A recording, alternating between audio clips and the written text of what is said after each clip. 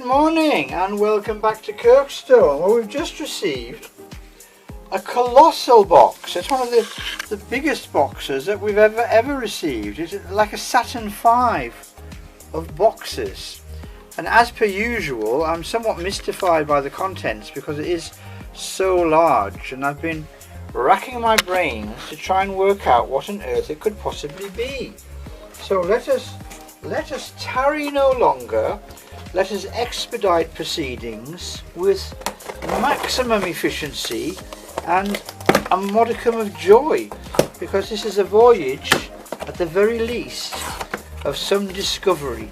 I think I've opened it upside down, which is rather typical for me, but I'm sure it'll manage. Let me slide out the contents and see what we have.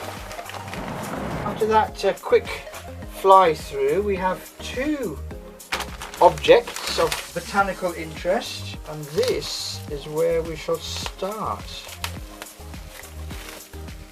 And this shouldn't require too much identification. It's a lovely, it's a group, we know what it is, it's a group of leaves of the dwarf Sansevieria Bonsall, and you can see just how thick those leaves are, and it's in a very small pot. So I shall be what should I do with this? Shall I split them into 1, 2, 3, 4, 5, 6, 7 plants? You know, I think I might. I'll split them into 7 plants on this one rather than keep them together. So 7 individual Bonsall miniature cylindrica relative Sansevierias. Nice and small, but destined ultimately to be individual plantlets. And then the other, quite interesting and exciting, I don't know, my friends, is a plant pot containing, whoa, look at that! But that is my first Dracæna, and this lovely label, and it is a very, very, very impressive label. I don't think I've ever had a label as impressive as that one. Here's a Dracæna cultivar called Yellow Coast. Now I don't know how much of that you can see, and of course Dracænas are quite common and popular and well known to a lot of people, but not to me. And I only came really very interested in Dracæna once they became the coverall genus for Sansevieria. But that is a pretty spectacular plant. I mean, what's going to happen to this plant is possibly even more interesting, certainly to me, because what I'm planning on doing with this plant is using it for propagation. So I'm going to take a cut here. So if I have my scissors, which I'm not going to use right now because I'm going to use a sharp sterile knife, I'm going to make that cut right down there, and I'm going to make the other cut right down there, and I'm going to plant those two cuttings of Dracæna Yellow Coast and grow them on. And this trunk, this well-rooted trunk, I'm going to leave, because if you look at the trunk, there are places, for example here, where the next branch is going to be pushing through. So this trunk will actually create more plantlets, and so the cycle will continue. But right now, at least for a few weeks, I'm going to be admiring the gorgeous foliage of this Dracæna, and then the next job here will be to divide and plant up these 7 individual little fatty Bonsalls. So that, I'm going to invite you to join me on the next stage of this journey, because where it may be leading may be a surprise to you for those who have been following this series. But I will be with you very soon. What an amazing plant. Look at those shades, those different shadings of greens and yellows and creams. Dracaena Yellow Coast. Absolutely gorgeous. Okay, I'll be with you very soon. Bye for now.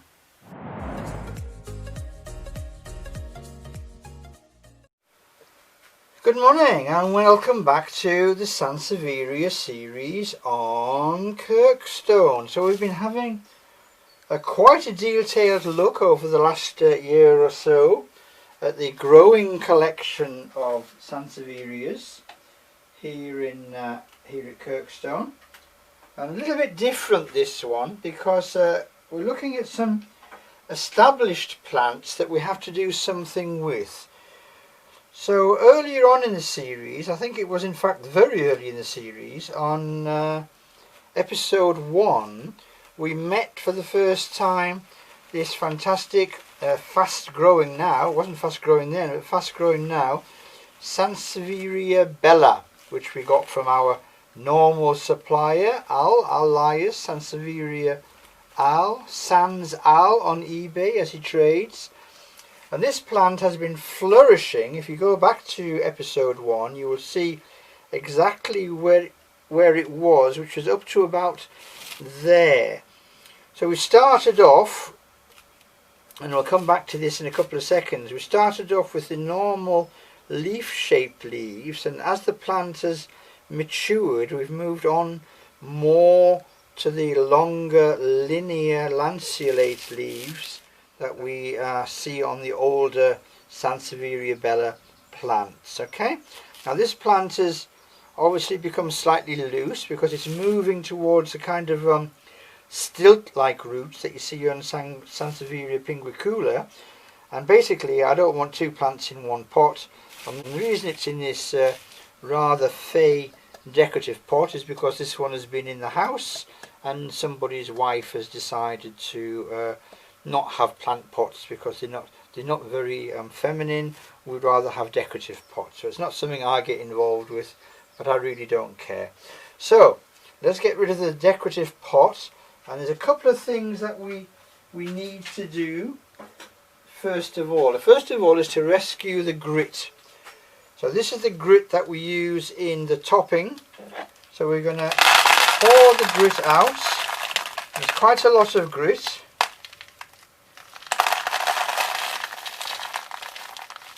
And some sand. Okay, so having rescued as much grit as possible rather than waste it, we can then see exactly what we have, and what we have is a very happy pair of Sansevieria bella, which were originally one plant but have now become two. So I need the receptacle, and I'm going to pour all of the grit out of here. Now this is quite dry, and to be perfectly honest, very sandy. But I'm going to experiment slightly, and I'm going to increase the humus content from this to something which is a little bit more nutritious. And I hope it will be okay.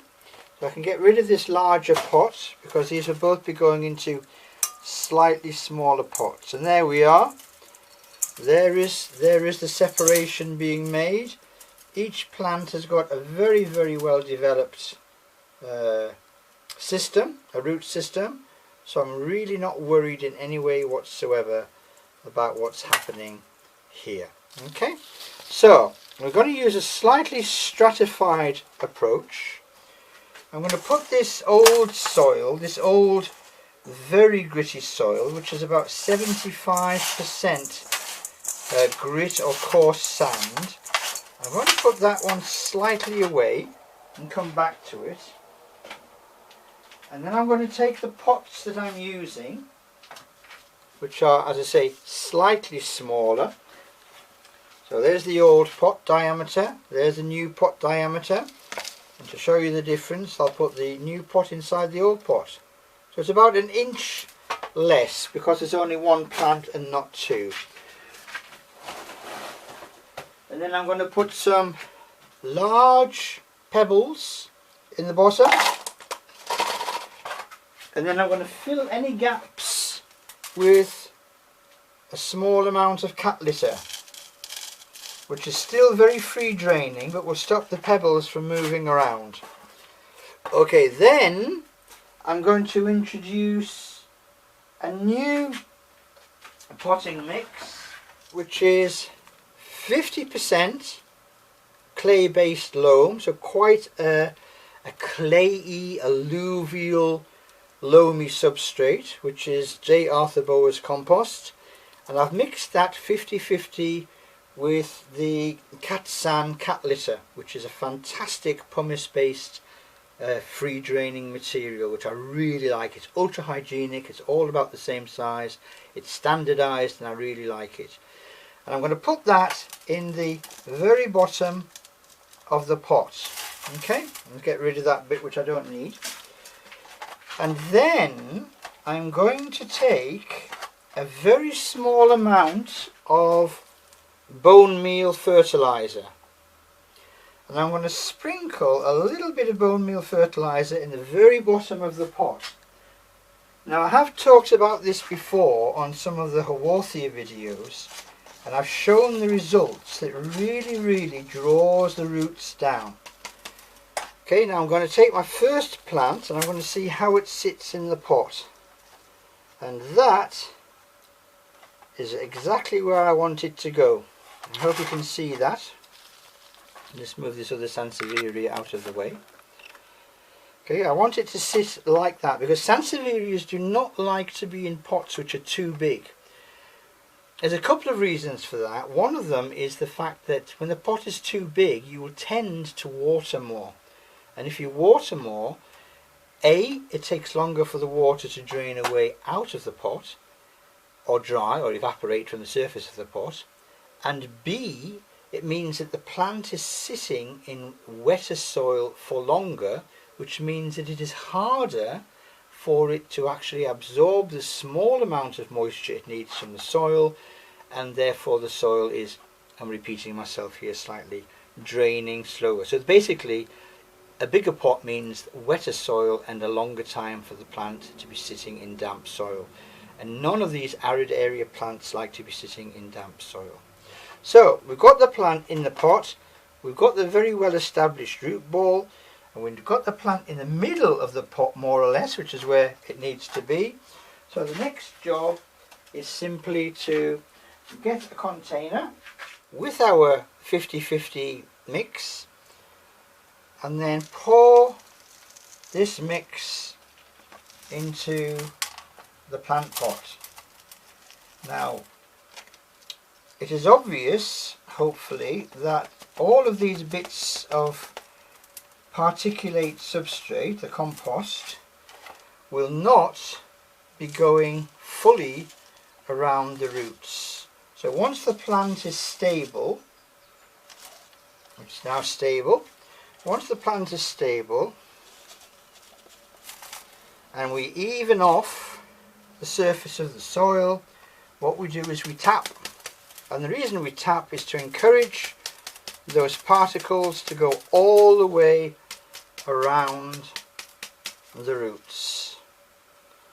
And then we've got excess compost that goes back in the bucket. Now you'll see why there was a tray and a pan, and that's the first one done. Okay, so I'll now leave that 1 day, maybe 3 days, 1 to 3 days depending on the weather. If it's very warm, 1 day. If it's very cool and damp as it is at present, 3 days. Just in case there has been any micro damage to the roots, let the roots heal and then resume the watering campaign. So the only part of the job which you haven't seen yet is to return the grit that we started with onto the top of the pot. So what have we achieved? What have we done in that exercise? Well, first of all, we had 2 plants where we had 1. Second of all, each plant has had its compost refreshed and some more nutrients added, not only from the new compost but from the bone meal fertilizer. And the label goes back in just there, and that's number 1 done. Repotted, Sansevieria, nothing could be easier. And I've actually gone quite a bit slower than normal because of course I'm explaining things as I'm going along.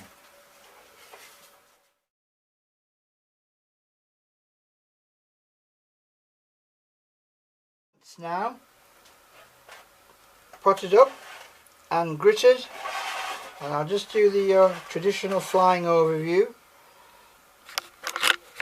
So there's one lovely Sansevieria bella and a second lovely Sansevieria bella, and there we have 2 lovely fantastic Sansevieria bella from Sans Isle.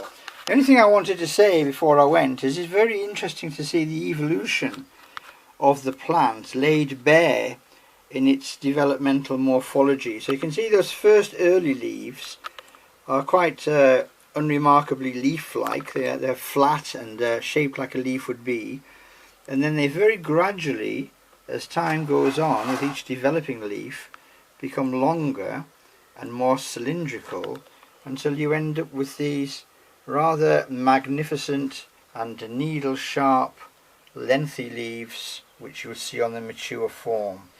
So you can actually see the development, almost like an embryological exercise of the plant through its evolution, in the same way that if you see a human embryo, you can see for the first few days it looks like a fish, and then the second few days it becomes more like an amphibian, and then more reptilian, and then gradually mammalian. You can see human evolution in the development of the embryo, and you can see Sansevieria evolution in the development of the leaves.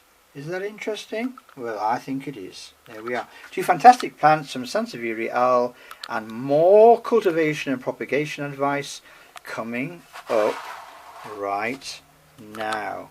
See you in a few minutes.